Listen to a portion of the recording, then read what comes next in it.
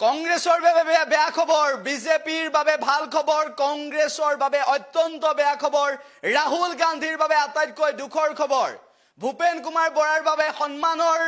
এটা কথা গৌৰৱ গগৈৰ বাবে সন্মানৰ এটা কথা ৰকিবুল হুছেইনৰ বাবে সন্মানৰ এটা কথা আৰু অসমৰ কংগ্ৰেছৰ বাবে সন্মানৰ এটা কথা কিয়নো ৰাহুল গান্ধীৰ গুৱাহাটী মহানগৰীৰ মাজেৰে যি পদযাত্ৰাৰ কথা কোৱা হৈছিল সেই পদযাত্ৰাত নিষেধাজ্ঞা দিছে আৰক্ষীয়ে নিষেধাজ্ঞা আহিছে অৱশেষত নিষেধাজ্ঞা আহিল ৰাহুল গান্ধীয়ে গুৱাহাটী মহানগৰীৰ মাজেৰে ৰেলী কৰিব নোৱাৰিব আৰক্ষীয়ে ইতিমধ্যে স্পষ্ট ভাষাত কৈ দিছে গুৱাহাটী মহানগৰ আৰক্ষী আয়ুক্তৰ তৰফৰ পৰা স্পষ্ট ভাষাত কৈছে যে ৰাহুল গান্ধীয়ে গুৱাহাটী মহানগৰৰ মাজেৰে যি ৰেলী কৰাৰ কথা আছিল যি পদযাত্ৰাৰ কথা আছিল সেয়া হ'ব নোৱাৰিব তাত বাধা আহি পৰিছে নিষেধাজ্ঞা দিছে কোনো কাৰণতে হ'ব নোৱাৰিব বুলি স্পষ্ট ভাষাত উল্লেখ কৰিছে ইয়াৰ পিছতে প্ৰতিক্ৰিয়াৰ সৃষ্টি হৈছে ৰাহুল গান্ধীয়ে গুৱাহাটী মহানগৰৰ মাজেৰে ৰেলী কৰিব নোৱাৰিব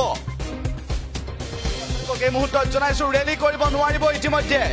যিখন পত্ৰ দিছিল দেৱব্ৰত শইকীয়াই বিৰোধী দলপতি দেৱব্ৰত শইকীয়াই যি পত্ৰ দিছিল মহানগৰ আৰক্ষী আয়ুক্তলৈ সেই পত্ৰ ইতিমধ্যে সেই পত্ৰত যিখিনি কথা লিখিছিল তাৰ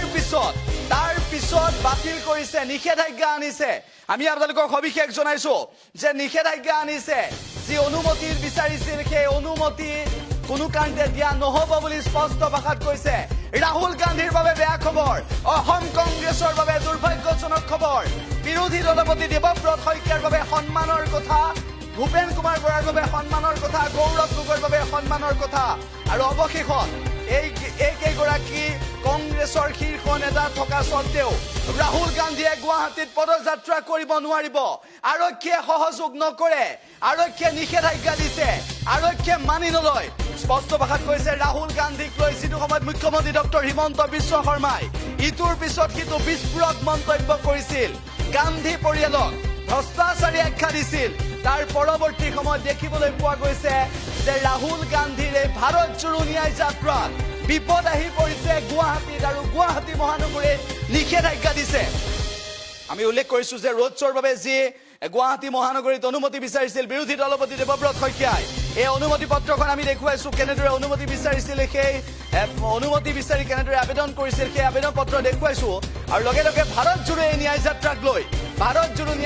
লৈ ৰাহুল গান্ধীয়ে ৰেলী কৰিব গুৱাহাটী ৰেলীত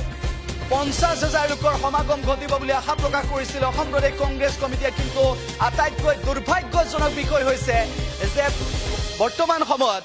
কংগ্ৰেছৰ বাবে দুৰ্ভাগ্যজনক খবৰ হৈছে যে ৰাহুল গান্ধীয়ে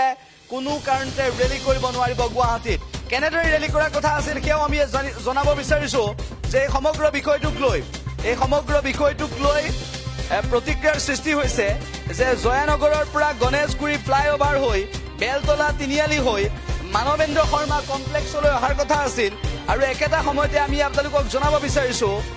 যে ৰাহুল গান্ধীৰ যি ভাৰত জোড়ো ন্যায় যাত্ৰা সেই ভাৰত জোড়ো ন্যায় যাত্ৰাত এই জয়ানগৰ হৈ গণেশগুৰি ফ্লাইঅভাৰ হৈ বেলতলা তিনিআলি মানৱেন্দ্ৰ শৰ্মা কমপ্লেক্সলৈ অহাৰ পথত বাধা আৰোপ কৰিছে এই পদযাত্ৰাত এই ৰোড শ্ব'ত বাধা আৰোপ কৰিছে ইতিমধ্যে প্ৰশাসনে অনুমতি নিদিয়ে গুৱাহাটী মহানগৰ আৰক্ষী আয়ুক্তই অনুমোদন নিদিয়ে একেটা সময়তে আমি আপোনালোকক জনাব বিচাৰিছো যে শেহতীয়াভাৱে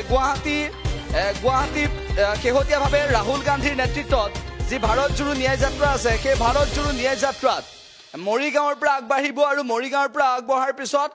কামৰূপত কেনেদৰে 23 জানুৱাৰীত প্ৰৱেশ কৰিব সেই সন্দৰ্ভতো সকলোৱে গম পাইছিল কিন্তু হঠাৎ ৰাহুল গান্ধীৰ ভাৰত জোড়ো ন্যায় যাত্ৰাৰ ক্ষেত্ৰত বিভাজন আহি পৰিছে আৰু একেটা সময়তে আমি আপোনালোকক জনাব বিচাৰিছো যে ৰাহুল গান্ধীৰ ভাৰত জোড়ো ন্যায় যাত্ৰাক লৈ নতুন এটা টুইষ্ট আহি পৰিছে যে প্ৰশাসনে বাধা প্ৰদান কৰিছে আৰক্ষীয়ে বাধা দিছে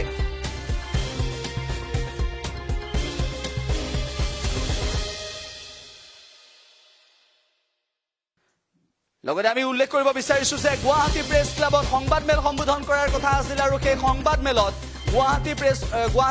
প্ৰেছ ক্লাবৰ যি সংবাদমেল সেই সংবাদমেলো বাতিল কৰিছে গতিকে আটাইতকৈ দুৰ্ভাগ্যজনক বিষয় হৈছে কংগ্ৰেছৰ বাবে যে যিটো পথত আহিব বুলি কৈছিলো জয়ানগৰ পৰা গণেশগুৰি গণেশগুৰি ফ্লাইঅভাৰ হৈ বেলতলা তিনিআলিৰ পৰা বেলতলা তিনিআলি তাৰ পাছত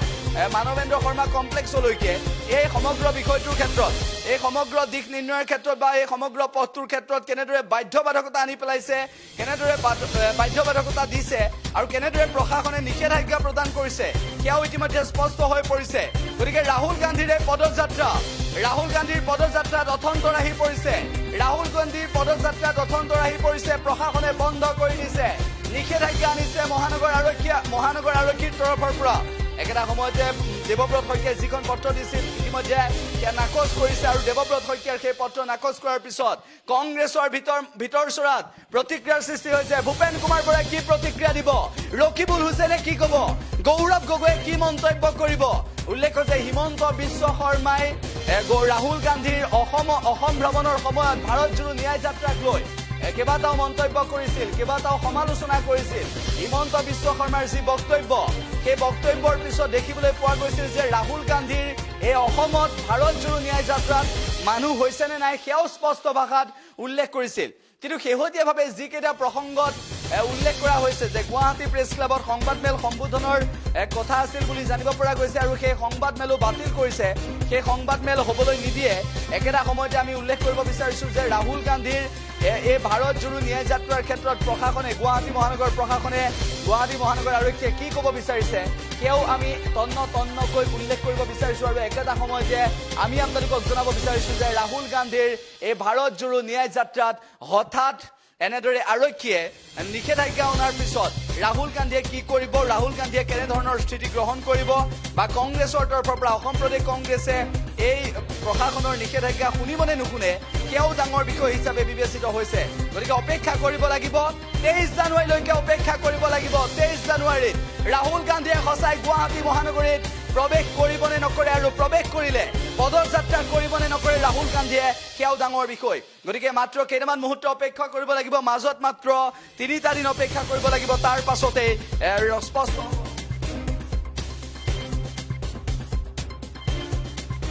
একেটা সময়তে আমি আপোনালোকক জনাব বিচাৰিছো যে গুৱাহাটী মহানগৰীৰ মাজেৰে আহিবলৈ নিদিলেও যি ৰাষ্ট্ৰীয় ঘাইপথ সেই ৰাষ্ট্ৰীয় ঘাইপথেদি আহিব পাৰিব তাত কোনো কাৰণে বাধ্যবাধকতা নাথাকে এই মন্তব্যটো মুখ্যমন্ত্ৰী ডক্টৰ হিমন্ত বিশ্ব শৰ্মায়ো কৰিছিল আৰু অৱশেষত আৰক্ষীৰ তৰফৰ পৰাও এই সন্দৰ্ভত ইতিমধ্যে সেই সন্দৰ্ভত সকলো স্পষ্ট কৰি দিছে গতিকে হাইৱেদি যাব পাৰিব ৰাষ্ট্ৰীয় ঘাইপথেদি যাব পাৰিব সেই কথা কৈছে কিন্তু তাৰ সমান্তৰালভাৱে হিমন্ত বিশ্ব শৰ্মাই যিটো কৈছিল যে মহানগৰীৰ মাজেৰে নোৱাৰিব মানুহৰ গালি খাব অৱশেষত আৰক্ষীয়েও মুখ্যমন্ত্ৰী ডক্টৰ হিমন্ত বিশ্ব শৰ্মাই যি কৈছিল সেয়া ইতিমধ্যে দেৱব্ৰত শইকীয়াই পত্ৰ দিয়াৰ পাছত সেই পত্ৰখন অনুমতি বিচাৰি যি আবেদন দিছিল সেই আবেদন দিয়াৰ পাছত সেই আবেদন নাকচ কৰিছে হাইৱেদি যাবলৈ দিছে ৰাষ্ট্ৰীয় ঘাইপথেদি যাবলৈ দিছে গতিকে এইখিনি ক্ষেত্ৰতো ৰাহুল গান্ধী বা অসম প্ৰদেশ কংগ্ৰেছ কমিটিৰ তৰফৰ পৰা কেনেধৰণৰ প্ৰত্যুত্তৰ আহে হিমন্ত বিশ্ব শৰ্মাক লক্ষ্য কৰি নিশ্চিতভাৱে প্ৰতিক্ৰিয়া প্ৰকাশ কৰিব সেয়া সময়লৈ বাট চাব লাগিব কিন্তু 23 জানুৱাৰীৰ এই পদযাত্ৰা নিষেধাজ্ঞা অহাৰ পিছত কি কৰিব ৰাহুল গান্ধীয়ে এই পদযাত্ৰা সঁচাকৈ ৰাষ্ট্ৰীয় ঘাইপথেদি যাবনে নাযায় নে গুৱাহাটী মহানগৰীৰ মানুহৰ মাজেৰে গৈ ৰাহুল গান্ধীৰ শক্তি দেখুৱাব সেয়াও ডাঙৰ বিষয়